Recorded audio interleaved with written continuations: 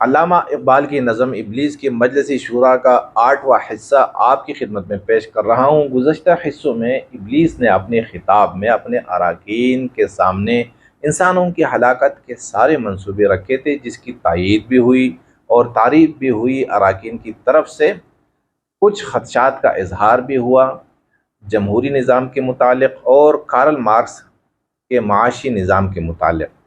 تو ان کے خدشات دور کرنے کے لیے ابلیس نے دوبارہ اراکین سے خطاب کیا، جس کا پہلا حصہ ہم آپ کی خدمت میں پیش کر چکے ہیں۔ اور اس کے آخر میں ابلیس نے کیا کہا تھا اپنے اراکین سے کہ جانتا ہوں جس پہ روشن باطن ایام ہے، مصداقیت فتنہ فردہ نہیں اسلام ہے۔ ابلیس کے اراکین کارل مارکس سے گھبراتے تھے، تو ابلیس نے انہیں تسلی دی کہ بھائی تم ڈرو نہیں، مجھے پتا ہے کہ ہمارے لیے جو خطرہ ہے وہ سوشلزم نہیں ہے، وہ مصداقیت نہیں ہے، وہ مارکسزم نہیں ہے، بلکہ وہ ہے اسلام۔ تو خطاب کے دوسرے حصے میں ابلیس اپنی بات کو جاری رکھتے ہوئے کہتا ہے کہ جانتا ہوں میں یہ امت حامل قرآن نہیں ہے، وہی سرمایہ داری بندہ مومن کا دین۔ ابلیس نے کہا کہ مجھے یہ بھی علم ہے کہ جس امت کے ہاتھ میں قرآن ہے، وہ امت ابھی قرآن کی حامل نہیں رہی۔ اب ہم کہیں گے کہ بھئی کیسے نہیں رہی یہ امت حامل قرآن؟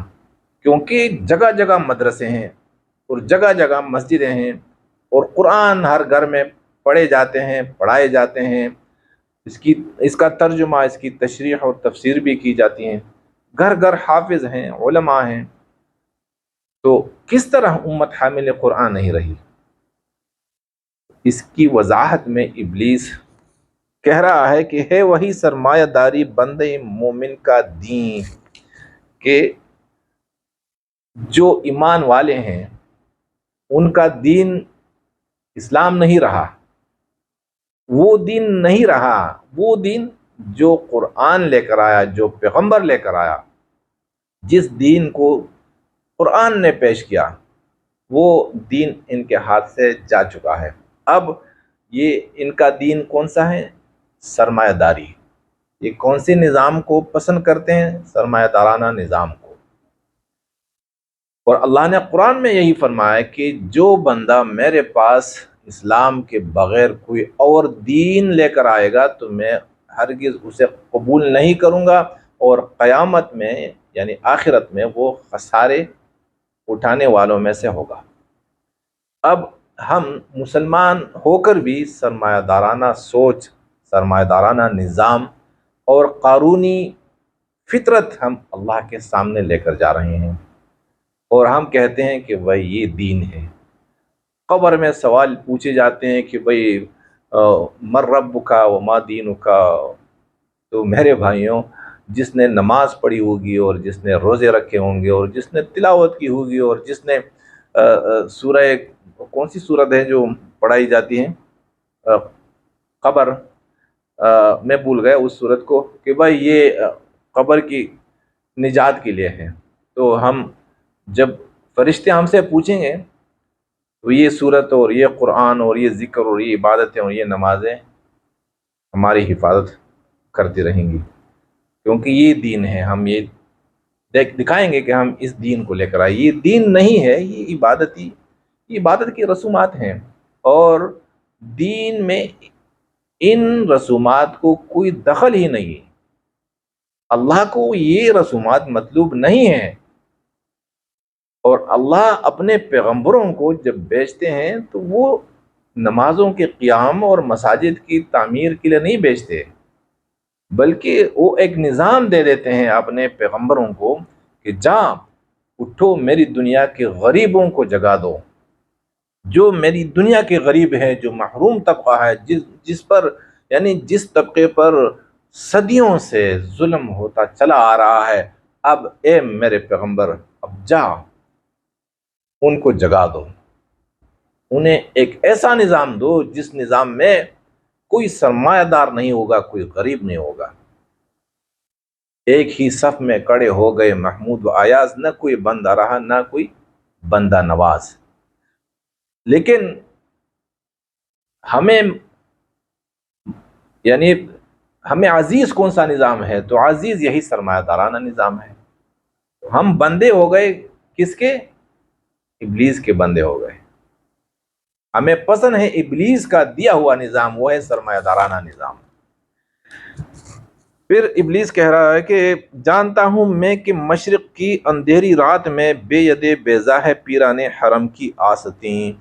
ابلیس نے اپنے اراکین سے یہ بھی کہا تھا کہ دیکھے گھبراؤ نہیں، اگرچہ ہمیں ان سے خطرہ ہے، اس امت سے اور اسلام سے، مسلمانوں سے، لیکن قرآن کو یہ سمجھتے نہیں، اور قرآن نے جو نظام دیا تو اس نظام سے یہ بالکل بے خبر ہو، غفلت میں ہے یہ۔ اب کیا ہو رہا ہے کہ مجھے یہ پتا ہے کہ دنیا چونکہ دو حصوں میں تقسیم ہو چکی ہیں، مغرب اور مشرق، تو مسلمانوں کی اکثریت یہ مشرق میں رہ رہی ہے، اس لیے اقبال نے یہ لفظ استعمال کیا۔ اور ابلیس کہہ رہا ہے کہ مجھے یہ پتا ہے کہ مشرق پہ جو اندھیری رات چھائی ہوئی ہے تو اسے روشنی کی ضرورت ہے۔ اب روشنی کس کے پاس ہوتی ہے؟ تو بے ید بیضا ہے پیران حرم کی آستین۔ جب بنی اسرائیل کی پوری قوم اندھیری رات میں تھی، ظلمت میں تھی، جس پر فرعون ظلم کرتا رہا اور سارے انسانی حقوق غصب کیے تھے فرعون نے، کوئی حق انہیں حاصل نہیں تھا جینے کا، تو اللہ نے اپنے پیغمبر موسیٰ علیہ السلام کو بھیجا اور کہا کہ جا فرعون سے کہہ دو کہ میری امت کو، میری قوم کو مزید غلام مت بناؤ۔ تو موسیٰ علیہ السلام نے عرض کیا کہ اللہ میں گھبراتا ہوں اور مجھے کچھ نشانیاں چاہیے، میں کیا کہوں گا کہ میں پیغمبر ہوں، کیا ثبوت ہے میرے پاس؟ تو اللہ نے فرمایا کہ اپنی جو عصا ہے اس عصا کو پھینک دیجیے۔ اور دوسری نشانی کیا ہے؟ دوسری نشانی یہ ہے کہ جو ہاتھ مبارک ہیں یہ بغل میں ڈال لیں، نکال لے تو سورج کی طرح یہ روشن ہوگا، روشنی دے گا۔ کہاں؟ فرعون کے محل میں۔ جب آپ فرعون کے سامنے کھڑے ہو جائیں گے اور آپ فرعون اور اس کے ظالمانہ نظام کو للکاریں گے تو وہاں تو اندھیری رات ہے، آپ نے کیا کرنا ہے؟ روشنی دینی ہے، اس محل کو روشن کرنا ہے، اس کے سارے ملک کو روشن کرنا ہے۔ تو وہ موسیٰ علیہ السلام کا ہاتھ تھا جو موسیٰ علیہ السلام کی قمیض کی آستین میں تھا، جس نے پوری بنی اسرائیل کو روشنی دی۔ اب ہمارے لیے کون ہے؟ تو ہمارے لیے یہی مولوی، ہماری پیر، ہمارے مشائخ، یہی پیران حرم ہیں۔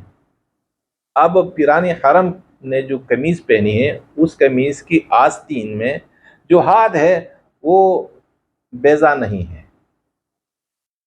وہ روشن نہیں ہے،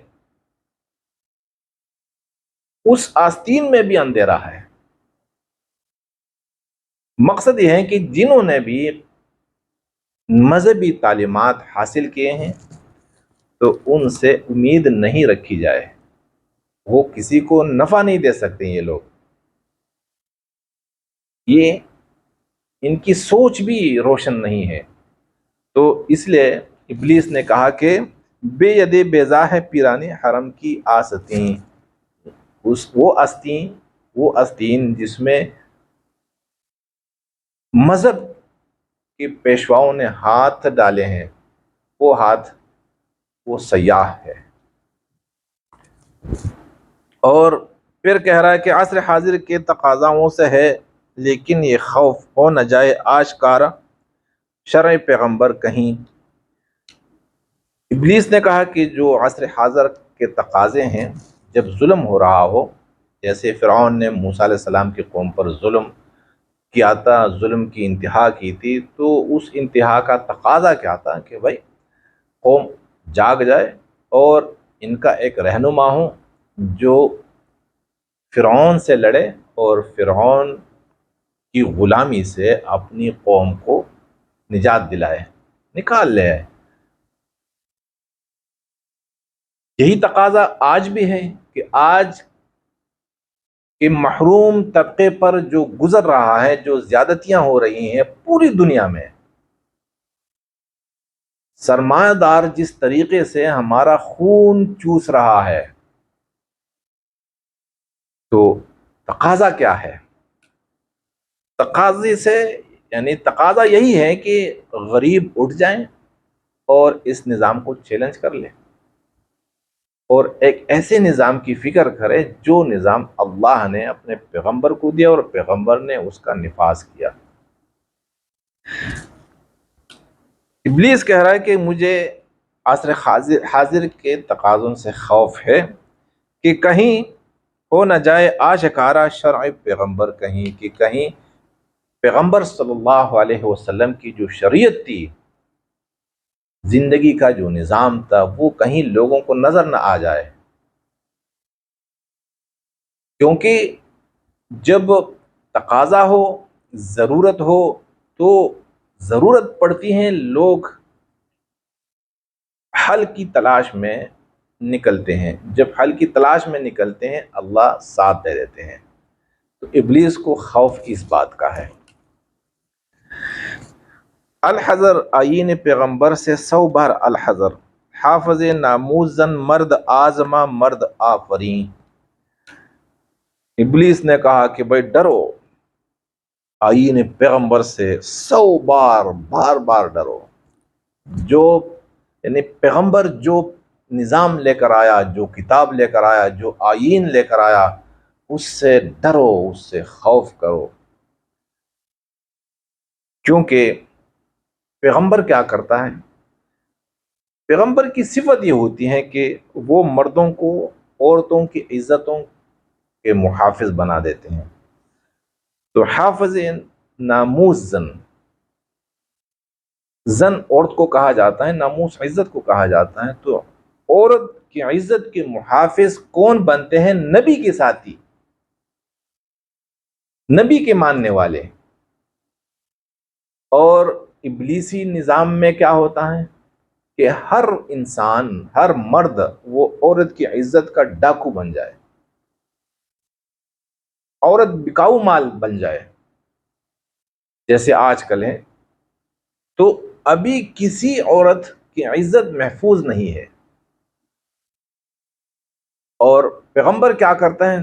پہلے وہ مردوں کو بناتے ہیں عورتوں کی عزت کا محافظ۔ پھر مرد کون سے ہوتے ہیں؟ مرد آزما مرد آفرین، وہ ایسے مرد ہوتے ہیں جن پہ آزمائشیں کی گئی ہوں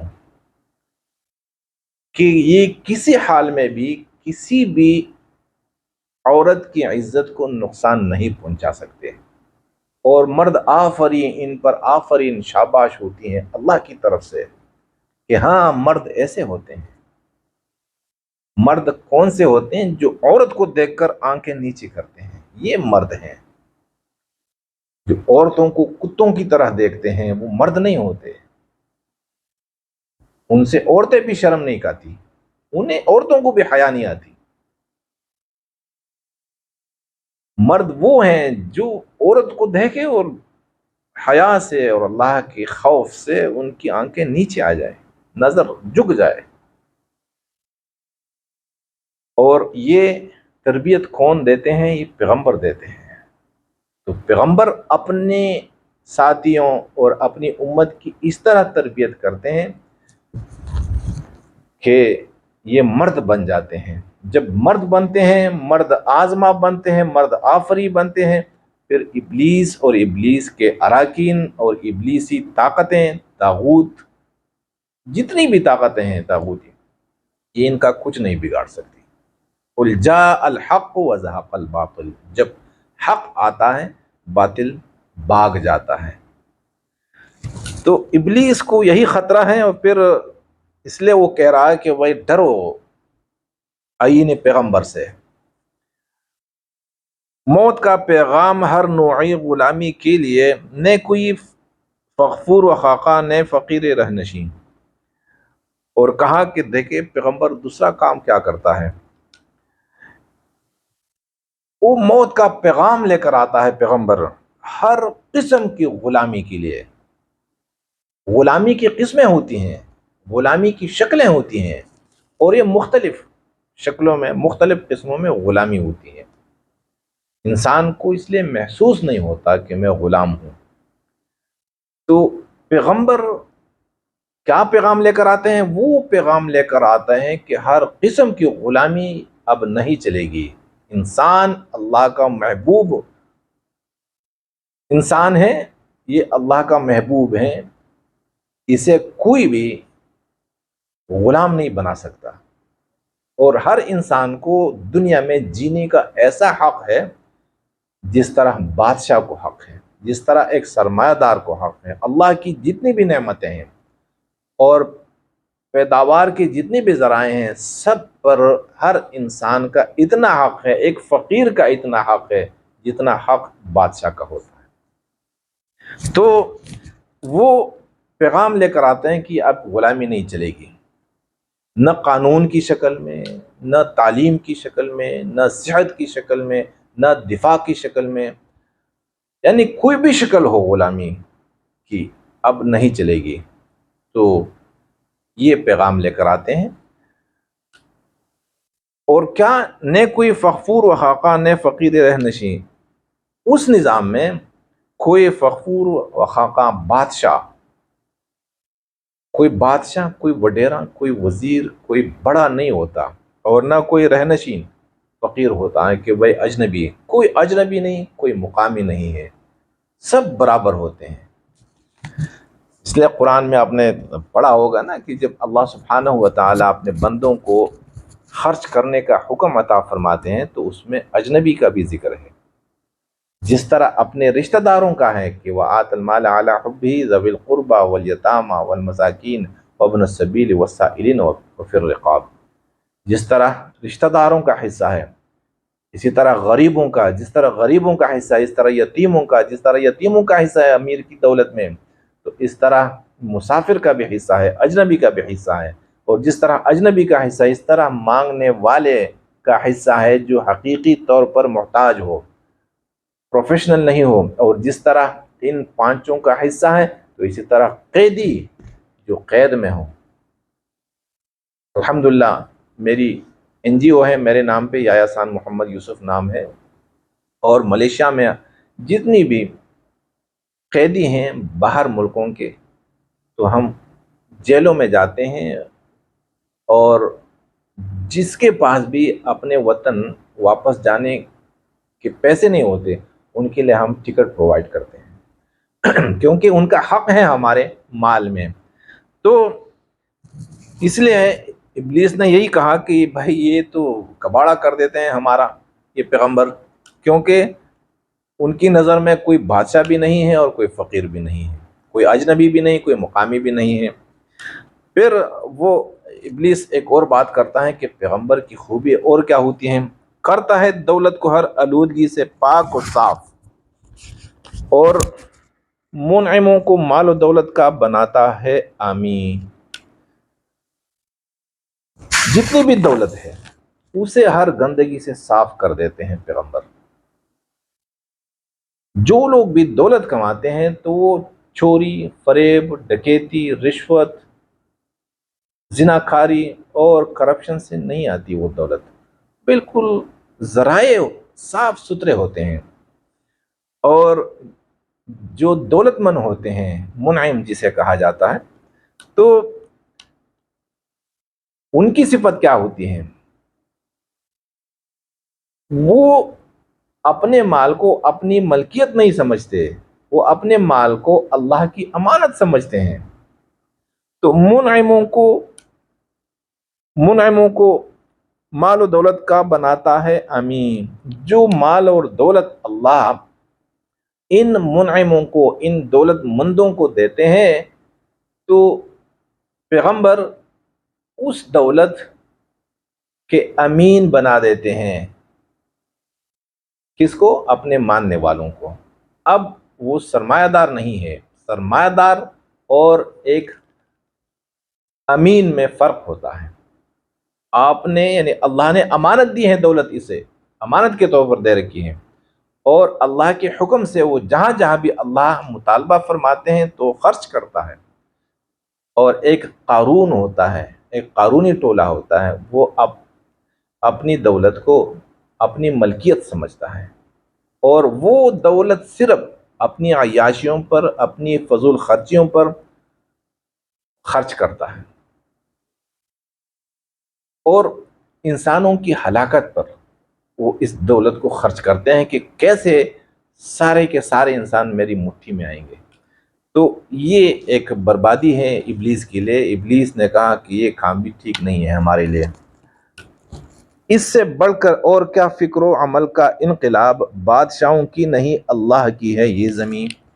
ایک اور بات جو کرتے ہیں پیغمبر، وہ یہ ہے کہ پیغمبر کہتے ہیں کہ زمین بادشاہوں کی نہیں ہے، اور زمین کس کی ہے؟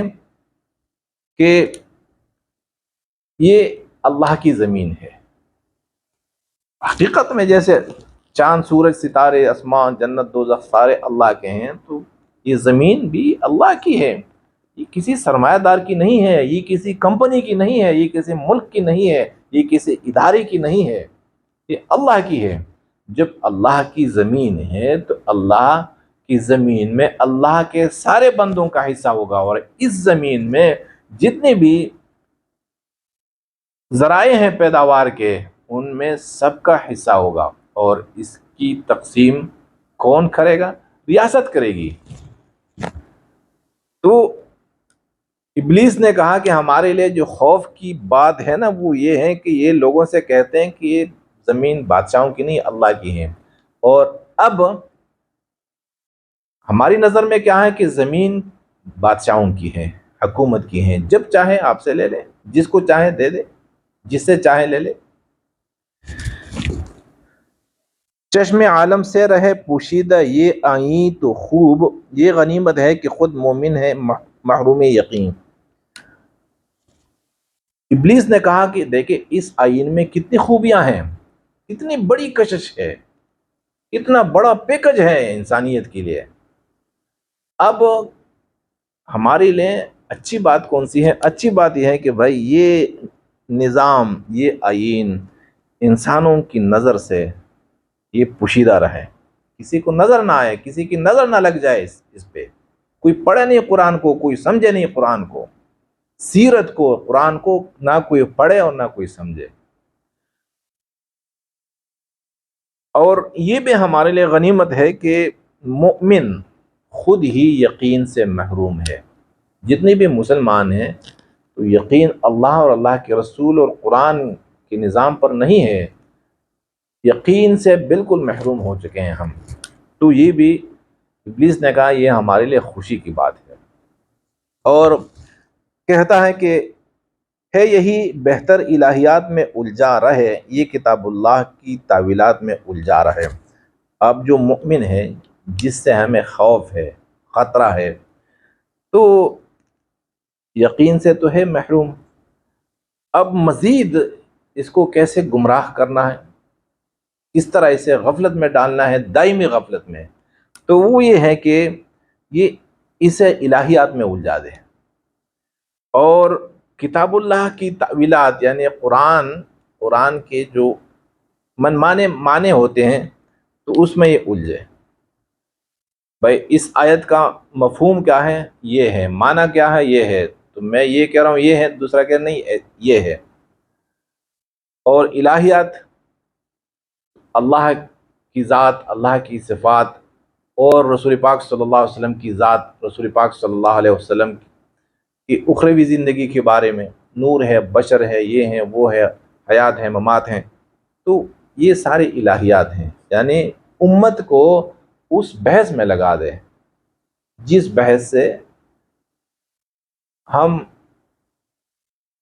ان سے اطمینان کی سانس لے سکیں گے۔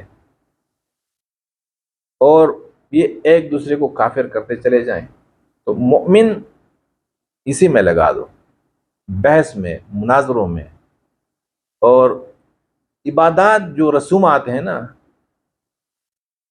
اس کے مسائل میں۔ ایک نماز میں 300 مسائل ہیں، جو ہم نماز پڑھتے ہیں اس میں 300 مسائل ہیں۔ اب جب یہ مسائل کسی نمازی کے سامنے آئیں گے تو زندگی بھر کبھی اسے پتہ چل سکتا ہے کہ بھئی میری کوئی اور ڈیوٹی ہے، مجھے کچھ اور کرنا ہے؟ کبھی نہیں ہو سکتا۔ تو ان مسائل میں کس نے الجھائے رکھا ہے؟ ابلیس نے امت کو۔ تو یہ دوسرا حصہ تھا ابلیس کے آخری خطاب کا۔ انشاءاللہ آخری حصہ اس پہ بعد میں بات ہوگی۔ اگر یہ باتیں آپ کو اچھی لگی ہوں دوسروں تک پہنچا دوں۔